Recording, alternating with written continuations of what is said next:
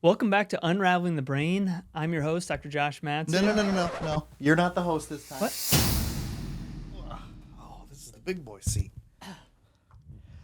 Welcome back to Unraveling the Brain with Dr. Josh Matson. I'm not Dr. Josh Matson, but we're going to be talking to him today.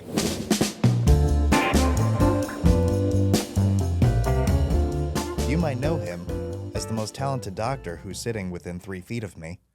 And today you're going to get to know a lot more about him. How we doing? I'm good today, man. Thanks Well. for taking the time to interview me. Of course, yeah. Well, I'm sort of new here, so I'm still trying to get to know you Yep. a little bit, everything that you're about. I'm sure many people out here want to know what you're about, things Yeah, about you. So I've for sure. concocted a list of questions here that I thought we could go through just to, You You know, know. I'm slightly nervous just because you're the one that made the questions. you should be. Anyway, let's start off early. College life. Yep.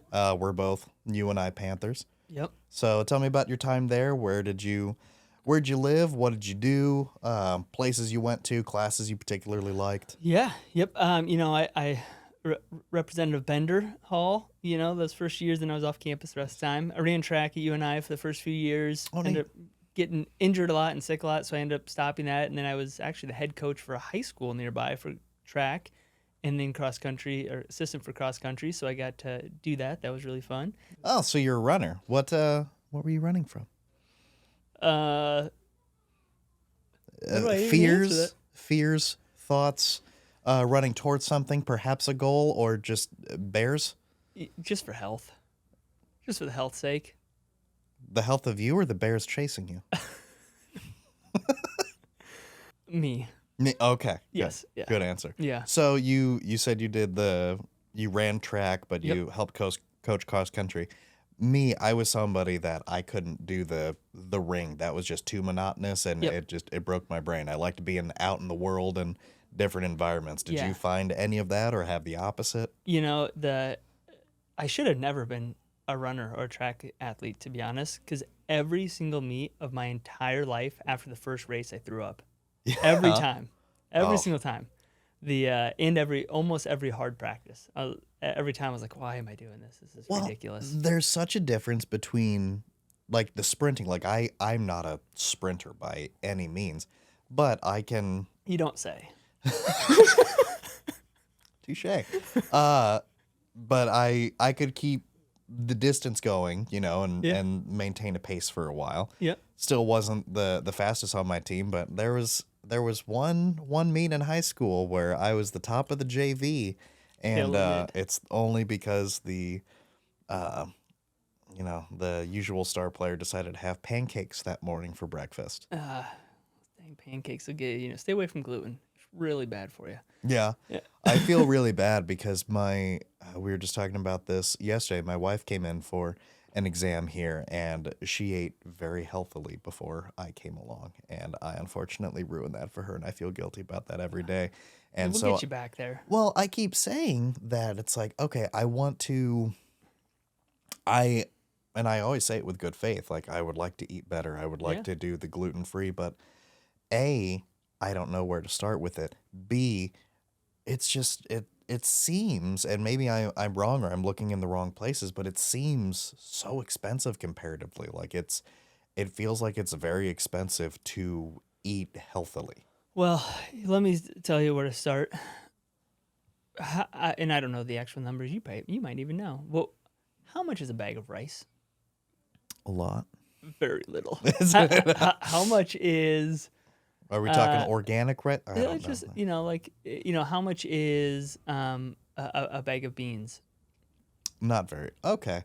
I think I see where you're going with technically this. those like if you were to have rice and beans, those have all the essential amino acids. They have all this. Basically have all the basic means of life, and it's typically pretty healthy. Okay. Unless you have issues, then you can add meat to it, then you can add vegetables to it, then you can add this to it. But like that, you can make a week's worth of food for like $25. Okay. So like it doesn't have to be complex. It doesn't have to be like last night. I made ground beef, and I made a bunch of cauliflower rice and some broccoli. Like those things aren't expensive, and That's it fair. took me 10 minutes. And you make enough, you can eat 3 or 4 different meals off of it. So it doesn't have to be. It doesn't have. A lot of people think like, oh, that has to be super complex. Like I gotta get all these fancy things and all the like. You really don't. You can get the cheap stuff, but it just has nutrients. Okay. Simple. Fair. Yeah. I wouldn't have thought that. So yeah, I was very ignorant So many to people that. just overthink it. It's, I've never been accused of overthinking. Let's get back to college a little bit. Yep. So what were some classes that you took that really inspired you? Was there anything that you took in college that put you on the course to where you are today? Did you go into college knowing that, or is that something you discovered there? Yep. Scuba diving. Scuba diving. Favorite class Scuba of all Steve. time. All Yeah. time. No, I changed my major multiple different times. I actually didn't realize I wanted to be a chiropractor till my junior year. So I had the closest amount of credits in exercise science, so I took that, which I'm really glad I did. Exercise science was, I think, going into healthcare is actually one of the best things to take because it teaches you so much about physiology, teaches you so much about how exercise impacts health, and all those things that honestly you don't really learn those in a medical school setting. Like you're like, yeah, exercise is important. You don't really learn the ins and outs of that, or even nutrition, like how that impacts stuff. You don't. I mean, like the average medical school, and even my chiropractic school, we had some nutrition classes, but very little, to be honest. So, and that's the same with, those are a lot of times electives in a lot of even medical schools, which is crazy. No. So, Were there any friends or anything that you made that stayed lifelong friends? Like, who would you say your best friend is, and who's going to get mad that you didn't say it was them? Yep. So I had a roommate all 4 years of college. We still talk all the time. We go mountain biking together. He's an ENT now, super smart dude. But then other than that, one of my best friends in town, he's a real estate agent. Went to school with him. Neat. If you want to learn anything about real estate, Michael Malone is his name. He's starting up his own social media and stuff. Good dude. Lots of knowledge there. And then those would probably be the ones that I talk to the most from college. Most of my real good friends now that I talk to on a more daily basis would be from chiropractic school. Neat. Yeah. Okay. Yeah. Now, am I correct in you met your wife at UNI as well, right? Yes. Or you both went Yep. around the same time? Yep. Okay. She was one of my lab partners in exercise science. She wanted nothing to do with me at the time. Won her over. She was yeah. So I heard a story Oh, about no. your all's first date. it was a good one. Yeah, that your wife initially thought that she was being, kidnapped or something awful. Yeah. But it turned out to be a very sweet thing. Like, drove her out, did some stargazing, had some hot chocolate and stuff. Yeah. Pretty, pretty top tier romantic I'm a moves. schmoozer. Yeah. Yeah. Yeah. But at the same time, in her mind, it wasn't. It was, oh, are you gonna kill me? Like, What's the hot chocolate laced with? yeah. Exactly. This isn't just Swiss Miss. I thought it. But it all turned out all right. Awesome. Long term it worked out. Good. Good. Did you guys get married soon after college, or what year? No, we got married about 3 years after that. So we dated for long distance. I was in Davenport. She was in Pella, and we dated long distance there, and then we got married. It's not outrageously No. long. You're still within the state. Yeah. And so she would come over on, weekends and things like that when she wasn't working or I wasn't, didn't have a ton of studying and stuff like that to do. And then we got married about a year before I graduated, and she moved in with me and my roommate at the time. Nice. Um, How was that for the roommate? Yep. Was that third wheelie for them, or was it like it's already happening now, it's just their name's on the lease? yeah, it was, we were a close-knit group. It was, Okay. still good friends to this day, and we had a lot of fun, actually. Yeah. Good. Yeah, it worked out good. Good. So then moving on from college post that, so at that point you knew you wanted to go into chiropractic. So Yep. then where did you go to further your education?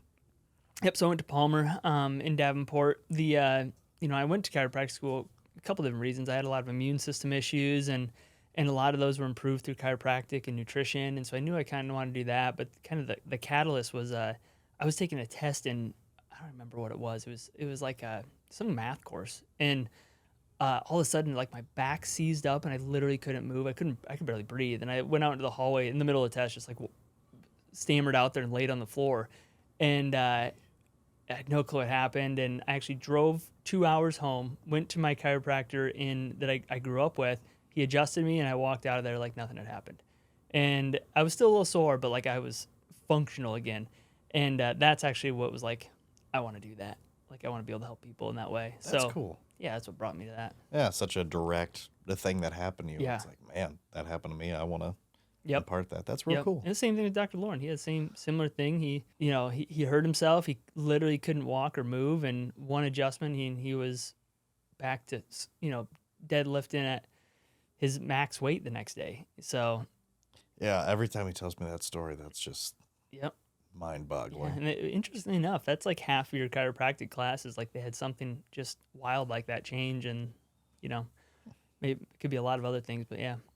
Interesting. So after that, did you just get a business going right off the ground? Like how do you go from that, okay, I just graduated, I have this certification, now what? So I actually grew up. My dad was in business. I actually had a business in high school. I had a window washing business Oh, in high neat. school. It was awesome, Well, awesome. But it made me realize, do you have to provide your own ladder? yes, Yeah. and insurance. Really? Oh, yeah. That makes a lot of sense. Yeah. Yes. So I had that, and it made me realize, number one, I could choose my own schedule. Number two, I could make a lot more. I could earn what I actually made there. And so I knew I was going to open a business right from the start. So I actually, the day I passed my last set of boards, I signed the lease here, which was about, I think it was probably like 6 months before I graduated. So prior to graduating, my build out was already being started. So I actually graduated at the end of October, and I opened up at the beginning of December.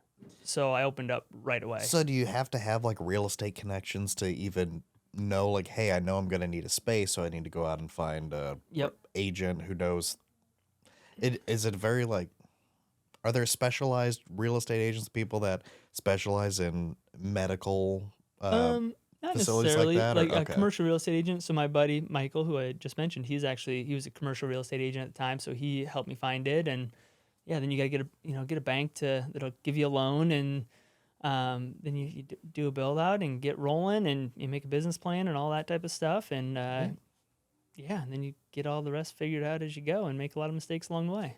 Speaking of which, what was your biggest like, boneheaded move? Wish I'd never done that, or if I could say to anybody, hey, don't follow my footsteps here. It's been around the leases. That's been Okay. the biggest thing, of the lease of the buildings. Signing, for example, I signed a 5-year lease, thinking we had 1,800 square feet, thinking like, man, we're never growing out of that one. Next thing you know, a year and a half later, we're like, what are we gonna do? We don't have any space. We need more space. Like we need more room.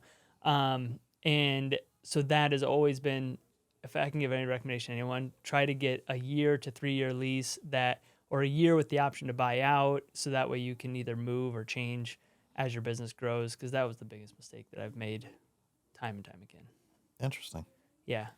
So your focus is in, or at least it's become in pediatrics. What led you down that road? Did you start off knowing that you wanted to be in pediatrics? Did you see adults first and then transition to that, or how did that go? Yep. I always wanted to see kids, but my practice was just like kind of your basic chiropractic practice to start. And then I started learning a lot more about pediatrics. And as I learned more, then I could help more. And then I saw a really big need. Like the need of kids is unreal. Like so many kids are struggling to a really severe extent. And I don't know who said it. It's probably someone really famous. But see the change you want to see in the world, or be the change you want to see in the world. And there's a lot of kids that are really struggling with autism and with ADHD and with behavioral dysregulation.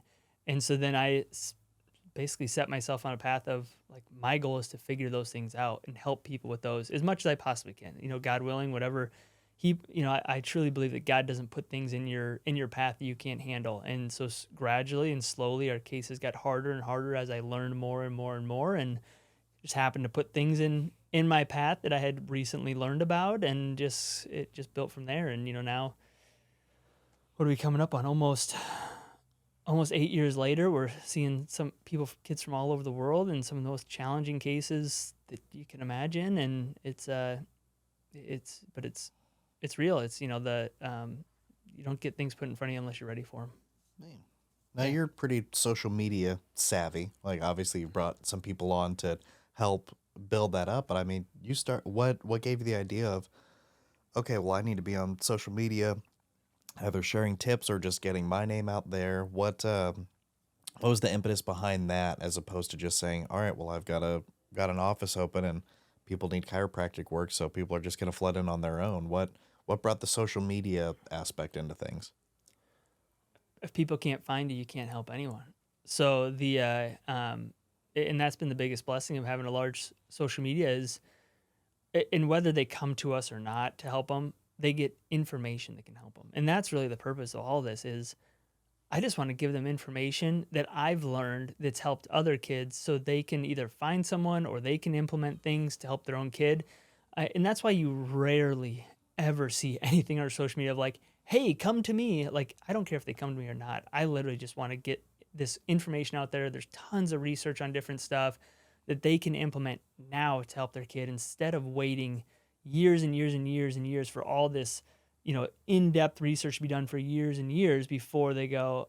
I mean, like laser light therapy. There's thousands of research articles on how it helps with different autoimmune related issues and brain inflammation and all these things that these kids have going on. It's like, well, why not implement that now? So that's my goal is just to help people help their kids now. Love it. Yeah. So you've been at this for a while. What's the most embarrassing story of something that's happened during an exam or during treatment? Like someone ever fallen asleep on you in the middle of an adjustment or just, ripped a huge fart or just something embarrassing? What's something that's either happened to you or happened, Oh man, kids fart on you every day. Yeah. It's you pushing the right spot at the right time. Let that be a lesson, kids. Yes, yeah. Every day. Yep, when you work in pediatrics, it happens every day. Yeah. I'm trying to think. Like, I've never dropped anyone off a table or anything weird like that when I'm adjusting them. I haven't had anything super embarrassing, but there's probably gonna be a patient out there that's gonna be like, "Remember this?" If you remember, leave it in the comments down below. Share your embarrassing experience. Yeah, as long as you're a patient, don't just share random stuff, people out there. Yeah, I have all which people saying all this stuff that isn't true. I've never seen them, don't have any clue who they are. Yeah, verify. You have to leave like the date that you were here and everything. Yeah. This video is sponsored by Unraveling the Brain, which is actually my course to train doctors to help these kids in the way that we do. So if you guys know anyone and know any doctors that are in your area that are maybe interested in working with kids, go ahead and send them a link to limitlessfoundation.co so that way I can help train them so you guys have a provider close to you guys. Let's jump to the show. So have you ever just gotten bored and decided to fog up one of the rooms and then turn out all the lights and then use some of the lasers you guys use for laser therapy and just have like a lightsaber duel? Literally never crossed my mind once. Oh, It's just you. wouldn't that be silly? If somebody did that, that wouldn't be a fireable offense, would it? Well, Pens asking for a who's friend. doing it. You're just asking for Pens who does it. Okay, depends Yeah. who wins. Yeah, if it's Gotcha. you. All right, perfect. All right. This is a debate we've had before, highly contested. Dry cereal versus wet cereal. Where do you come down on this issue? How long's the cereal been wet? And what type of cereal? Oh, see, yeah. We're getting in the minutia here. The reason I prefer dry cereal is because I like to eat it at my leisure. I'm not going to spend all day eating this cereal, but at the same time, it's like as soon as you add a liquid, whether it be milk, whether from a cow or from an oat, however you prefer to get your lactose or non-lactose. Does oat have lactose in No. it? I don't know how lactose works. I'll be real honest with you. I feel like as soon as you add that liquid in there, you're on a timetable. And then there's a certain threshold of that sog factor where it's like, it's breakfast, I just woke up, or post nap and I want something to crunch on. I feel like I want to take my time with it, have a nice tall glass of milk on the side, and enjoy it at your leisure. I don't understand people that put themselves on a time constraint. You want to know the truth, Kyle? More than anything. I don't think I've had cereal since I was 7 years old. Really? What was your cereal of choice as a children's, and Oh what's your man, cereal of choice as an adult? nothing I would recommend any kid to ever eat or person to eat, because honestly, cereal is one of the worst foods that you can give a kid, especially in the morning. Well, there goes our Kellogg sponsorship. Yeah, they're out. They are out. General Mills, forget about it. They were on the fence, but now, no. But as a kid, oh man, I loved Captain Crunch. No. Loved it. I was But always a Reese's would- peanut butter puffs guy. As I a didn't like that. kid. No, What? No, not a chance. It's crispity, crunchy, and peanut buttery. What's wrong with you? It just didn't taste like real peanut butter, man. I mean, because it wasn't. It was probably just like a bunch of Interesting. coloring and artificial flavors. Because And I always like the peanut butter aspect more than just the chocolate. Like if it's just chocolate, like I'm not gonna eat a brownie for breakfast, but you get the peanut butter in there. Okay, I can deal with this. yeah. I I, like I mean, peanut on butter. a serious note, people, do not feed your kids cereal. It's just full of dyes, tons of sugar, like the amount of sugar that's in a pop. And then you're sending your kid off to school, and now their teacher has to deal with that kid that is on a massive sugar high, can't pay attention to save their life, and has a bunch of food dye that's disrupting their mitochondria and energy production systems. Think of the teachers. Yeah, think of your teachers. Do not screw them over. Give them a good, solid, protein-filled breakfast. I just like cereal every once in a while. It's a nice, fun, crunchy delight. But now that you're talking about eating healthier, those things are... Yeah. Didn't want to hear that, did you, Kyle? No, I didn't. I know. I need to eat a lot healthier. Yeah, we were out on the boat the other week, and somebody, around all of these very fit, healthy doctors, and I'm one of the only people there with a little bit of a belly on me, and someone's like, "Boy, you must like your snacks. Do you like ice cream?" Like, hey, I thought we were here to have a good time. This is gonna be kind of a fun, silly one. Okay. All right. Are you familiar with? How are you on your superhero knowledge? I got some. Okay. If you were to assign people around the office as different, cast them as the Avengers. Oh. Who would each? Ooh, man. I mean, I feel like Okay, you're a so shoo-in for Captain America. So Tanner has to be... who's the bow and arrow guy? I can never remember his name. Hawkeye. He has to be Hawkeye because he kind of looks like him. A little bit. He's got a you little know, Jeremy Renner. Yep. Dr. Ryan. Who'd you say for Dr. Ryan? I got an idea in my head, but I can't. I feel like he could Hulk out. Oh, yeah. Doctor Strange? Yeah. Doctor Strange for sure. Oh, that's man. great.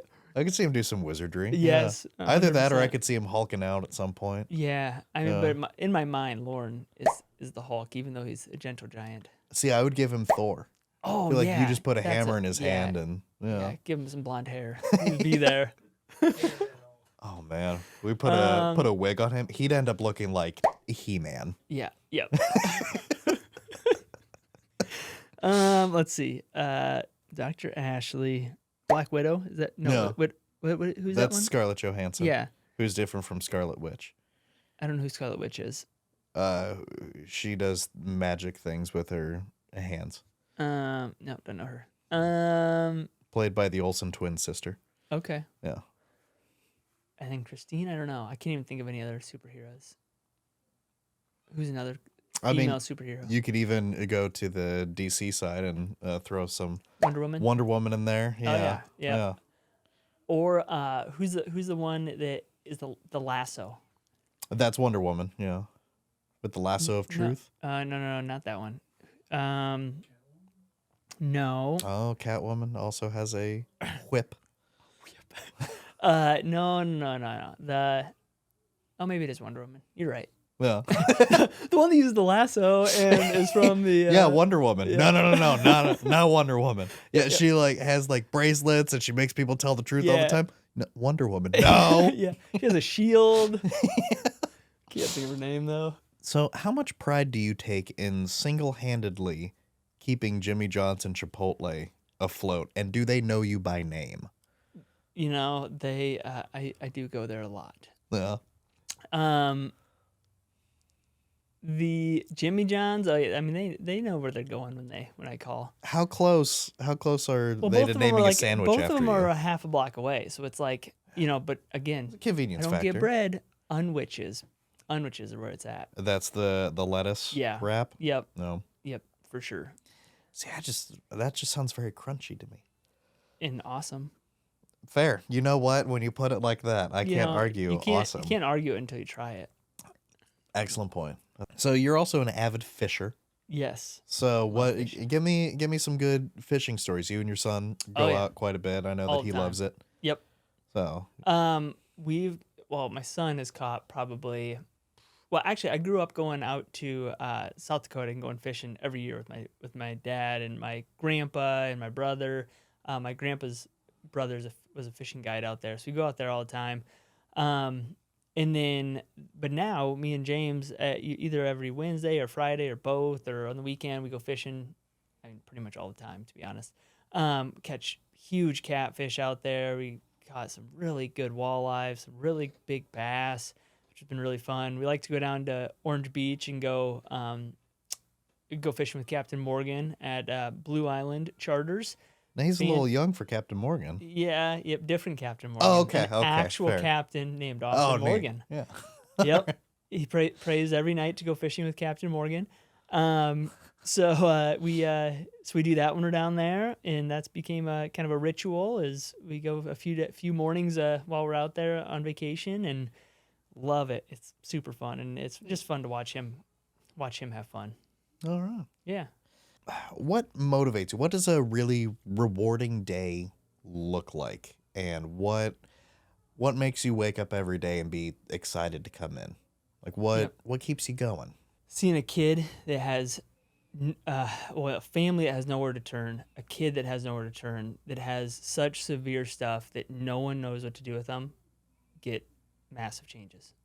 That's and that's the system that I'm trying to develop for not only, I mean, like, I've been blessed and been able to do that for, years now, but training other doctors to do that so we can, as a whole, help more kids. Because I can only help, I can only help so many kids at one time, right? And like the more that I'm starting to try to open other clinics, things like that, I can't see those patients individually. But that's the purpose of building a system, is so that I can train other doctors to do it and help them help other people. And instead of helping one person at a time, well, now we can help hundreds of kids at a time, and then thousands of kids at a time. So seeing a kid improve, like you guys all heard, the patient that was in yesterday in a really, really rough state, no one would know what to do with him, but we can get him to the point where he is calm and he is in a place where he can actually develop and create. Was that impulse just control. through going in and having a conversation with them? Did it take a certain kind of,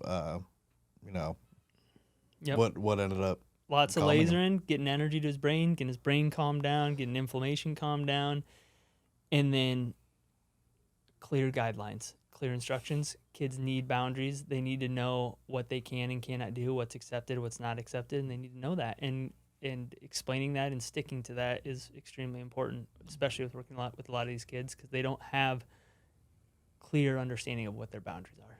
Oh. What was the first time that you had that, like, really rewarding time? Like, what was the first instance that, I mean, you don't have to give names or anything, but that first time that you're like, man, I chose correctly. I'm on the right path. I'm doing the right thing. Yep. So I grew up with a lot of learning issues, a lot of reading issues, attention issues. I had one of the first kids I had that I started working on a lot of primitive reflexes and stuff like that. And his reading, he went from he was in like fourth grade. He went from reading at a first grade level to reading at a third grade level within a matter of like 6 weeks.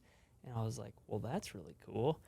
But then I started seeing that over and over and over and over and over again in really short periods of time. Kids just catching up in academics was really where we started. And then it just grew into all these other components by using the same methodologies and building upon them.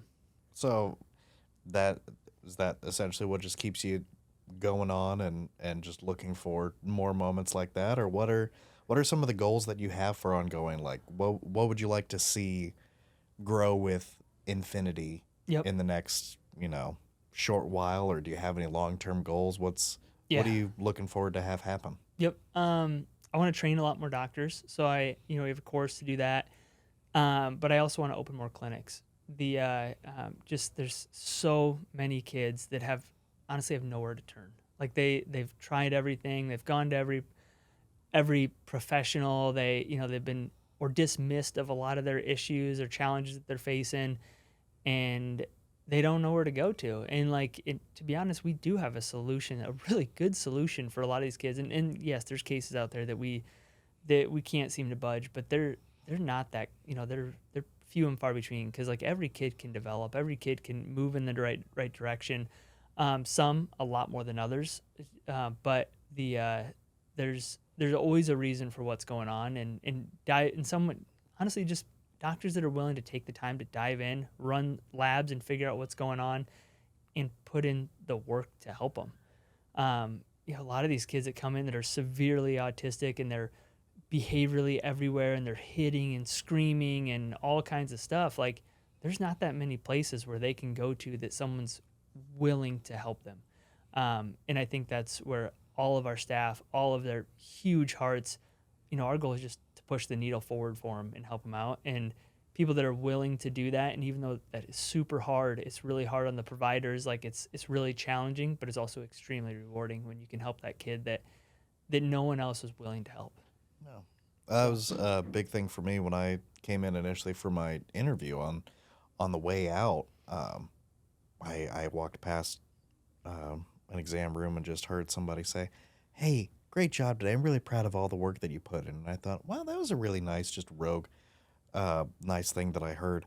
And then stepping out in the lobby area, heard somebody else say that to another patient that came in. And I just loved the emphasis on, hey, we're making a lot of progress, but it really is that balance of, sure, the providers here are doing a lot to do things, but it's ultimately the patient that's doing things for themselves and learning to do things for themselves, and to acknowledge that each time that they're in, and give that sense of pride, I think is just such a wonderful and heartwarming thing that I remember leaving like, boy, I really hope I get to be a part of that group of people that just everybody lifts everybody up, and it's very synergistic and just a very positive cycle to feed into that. I love being a part of, and it starts that real infinite loop. That for sure.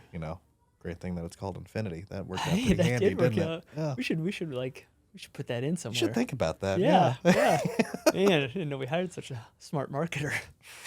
You didn't. I'll be real honest with you. I just got lucky with that one. But this has been great. Great chat with you, getting to know you, and this may be the first of a couple of these. We'll see how, people like getting to know you, and if they want to know more. If you have questions for Dr. Josh or for any of the providers here, feel free to drop them below, and we can answer them. Yeah, this is a great time. So thanks so much for talking to me. Of course, you made me, but all right, you're not going to fire me after this, right? If you like the show, go ahead and subscribe to our channel. Love to have you follow us. Love to have you help learn how to help kids if you're a doctor or a parent that's maybe struggling a little bit, of different things you can do to help your own kid. So see you next time.